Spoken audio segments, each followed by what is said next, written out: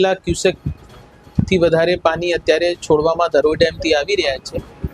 એના આગાહીના સ્વરૂપે અમે માતર અને ખેડા તાલુકાની મુલાકાત લીધી છે અને ગ્રામજનોને તકેદારીના પગલાં લેવા માટે કીધું છે. આશ્રય સ્થળો વિશે જાણકારી આપવામાં આવી છે, કામોની સમીક્ષા કરવામાં આવી છે અને ખેડા જિલ્લાની અંદર માતર અને ખેડા તાલુકામાં પૂરતી સંખ્યામાં આશ્રય સ્થળો તૈયાર કરવામાં આવ્યા છે અને કોઈ પણ નાગરિકને તકલીફ ના પડે એ ખેડા જિલ્લા વહીવટીતંત્રની નેમ છે.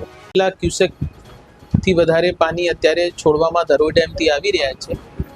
એના આગાહીના સ્વરૂપે અમે માતર અને ખેડા તાલુકાની મુલાકાત લીધી છે અને ગ્રામજનોને તકેદારીના પગલાં લેવા માટે કીધું છે. આશ્રય સ્થળો વિશે જાણકારી આપવામાં આવી છે, કામોની સમીક્ષા કરવામાં આવી છે અને ખેડા જિલ્લાની અંદર માતર અને ખેડા તાલુકામાં પૂરતી સંખ્યામાં આશ્રય સ્થળો તૈયાર કરવામાં આવ્યા છે અને કોઈ પણ નાગરિકને તકલીફ ના પડે એ ખેડા જિલ્લા વહીવટીતંત્રની નેમ છે.